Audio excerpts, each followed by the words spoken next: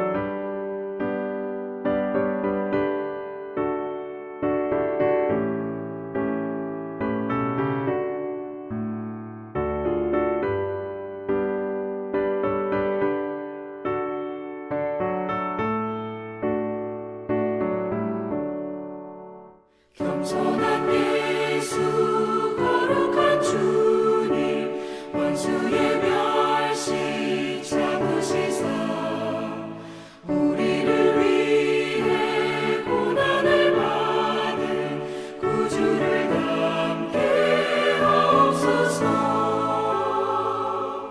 예수님 닮기 내가 원하네. 날 구원하신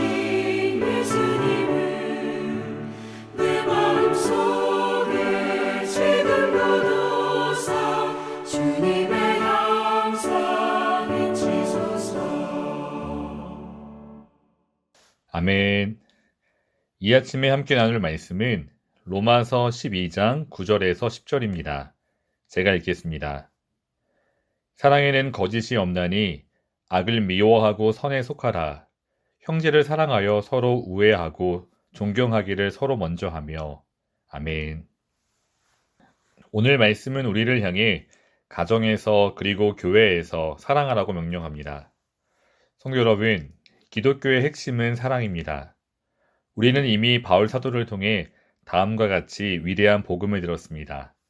로마서 5장 8절을 읽어보시면 우리가 아직 죄인 되었을 때에 그리스도께서 우리를 위하여 죽으심으로 하나님께서 우리에 대한 자기의 사랑을 확증하셨느니라.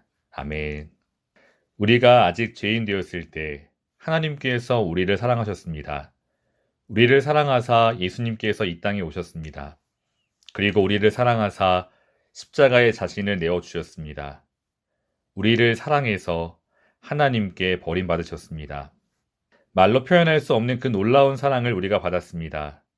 그 사랑을 받은 우리가 이제는 가족과 형제를 그리고 교우를 사랑해야 한다고 바울은 말합니다. 그럼에도 불구하고 여전히 우리에게 사랑은 쉽지 않습니다. 세상에서 가장 사랑하는 자녀조차도 사실 사랑스럽지 않을 때가 많습니다. 제가 며칠 전 중2병의 비밀이라는 책을 읽었습니다. 여러분, 중2병이라고 들어보신 적 있으신가요? 중학교 2학년 사춘기를 겪는 시기의 청소년을 가리킵니다. 그런데 그 책의 표지에 이런 말이 적혀 있습니다. 사랑스럽던 내 아이는 도대체 어디로 간 걸까? 실제로 한 어머니는 이렇게 고백을 합니다. 저는 중학교 여자아이 엄마입니다. 다들 남자아이들이 더 힘들다고 하지만 여자아이도 힘들어요. 정말 까칠하기가 하늘 끝이에요. 진짜 내 딸만 아니면 매일 지워받고 싶은데요. 핸드폰으로 새벽녘까지 카톡질 하는데 정말 미치겠어요. 성도 여러분, 혹시 이런 경험 있으신가요?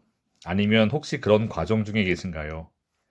너무나 사랑하는 자녀이지만 사춘기를 겪는 아이들을 보며 사랑하기 힘든 것 또한 현실입니다.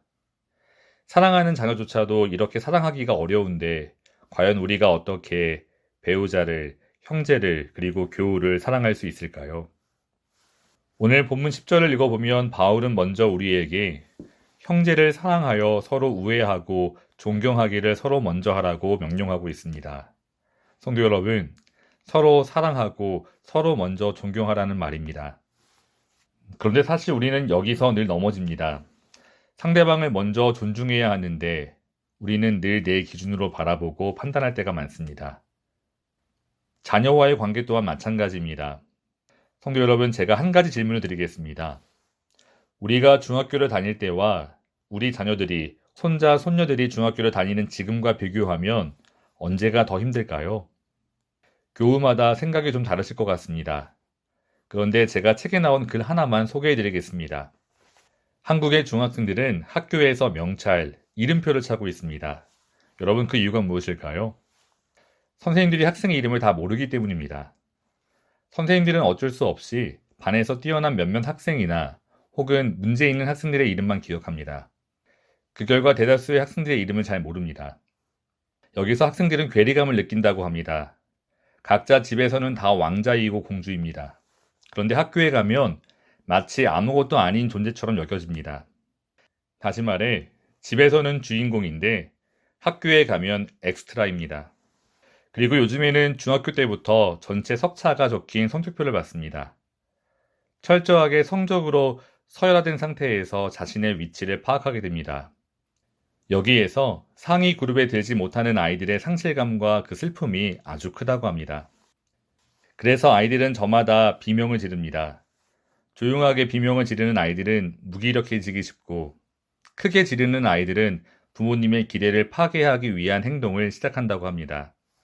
그럼에도 불구하고 부모님들은 아이들의 아픈 비명 소리를 탐지하지 못하고 그저 열심히 하지 않는다고 아이들을 탓하기에만 바쁘다고 합니다. 성도 여러분, 요즘 어린 학생들의 마음이 이해되시나요? 물론 우리가 다 이해할 수는 없습니다. 하지만 제가 이 글을 소개해드린 이유는 우리가 먼저 상대방의 입장과 처지를 이해하기 위해 노력해야 한다고 강조하고 싶어서입니다. 물론 쉬운 일은 아니죠. 그러나 사랑하는 성도 여러분, 우리들이 먼저 하나님을 찾지 않았습니다. 하나님께서 먼저 우리에게 찾아오셨습니다. 우리가 사랑스럽지 않을 때 하나님께서 우리에게 찾아오셨고, 사랑스럽지 않은 우리를 위해 예수님께서 십자가에 피 흘리셨습니다.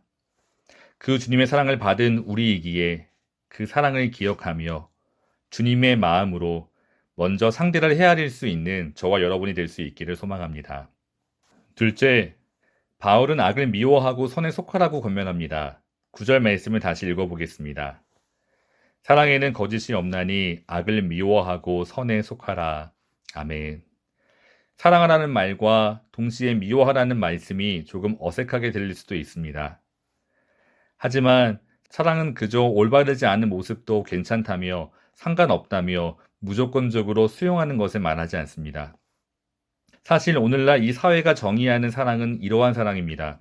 어떤 선택을 해도 어떤 길을 가도 다 수용하고 받아주는 것이 사랑이라고 말합니다.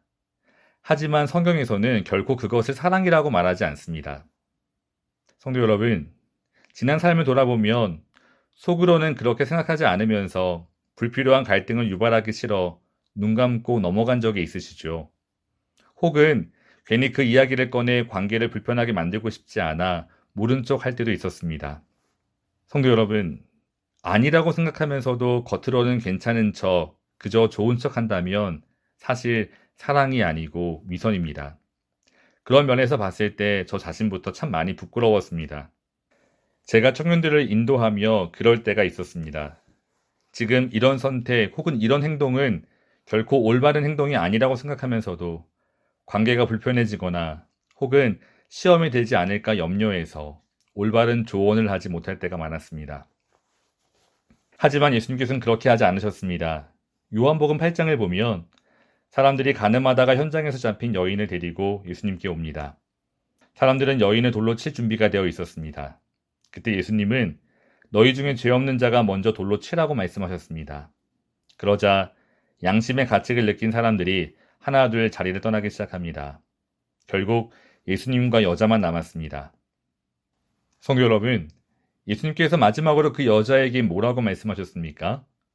제가 요한복음 8장 10절과 11절 말씀을 읽어드리겠습니다. 예수께서 일어나사 여자 외에 아무도 없는 것을 보시고 이르시되 여자여 너를 고발하던 그들이 어디 있느냐 너를 정죄하던 자가 없느냐 대답하되 주여 없나이다. 예수께서 이르시되 나도 너를 정죄하지 아니하노니 가서 다시는 죄를 범하지 말라 하시니라. 아멘. 사랑하는 성도 여러분, 예수님은 여인을 정죄하지 않으셨습니다.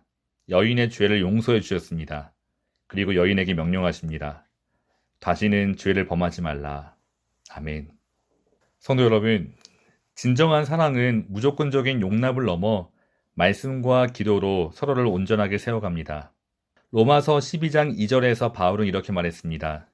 너희는 이 세대를 본받지 말고 오직 마음을 새롭게 함으로 변화를 받아 하나님의 선하시고 기뻐하시고 온전하신 뜻이 무엇인지 분별하도록 하라. 아멘. 성도 여러분, 우리의 자녀는 아직 연약합니다. 우리의 배우자도 아직 연약할 수 있습니다. 마찬가지로 우리의 형제와 또 교우도 연약합니다.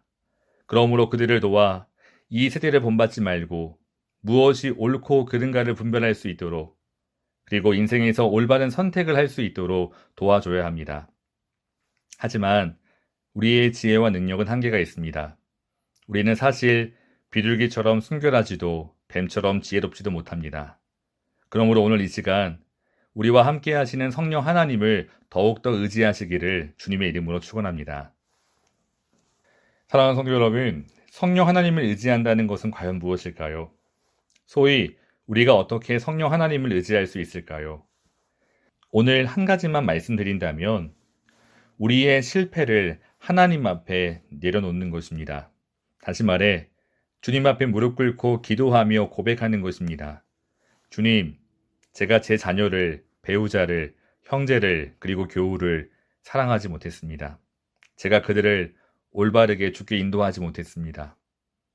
이와 같이 우리의 실패를 하나님 앞에 고백하며 주님께서 도와주시고 주님이 역사해 주시기를 간구하는 것입니다. 그 간절한 기도가 성령 하나님을 의지하는 삶의 첫 걸음이라고 믿습니다. 다 같이 기도하겠습니다. 사랑의 하나님, 주님은 사랑이십니다. 주님께서 우리를 먼저 사랑해 주셨습니다. 그러나 우리는 그 놀라운 사랑을 받고도 사실 사랑하지 못했습니다. 상대를 먼저 배려하지도 또 이해하지도 못했습니다.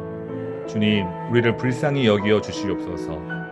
아울러 성령 하나님께서 우리와 우리의 자녀, 우리의 가족과 형제 그리고 교우를 주님의 길로 온전히 인도해 주시옵소서. 예수님의 이름으로 간절히 기도합니다. 아멘. 사랑하는 성도 여러분, 오늘도 포기하지 마시고 끝까지 사랑하시고 끝까지 기도하시는 놀라운 은혜가 있기를 소망합니다. 감사합니다.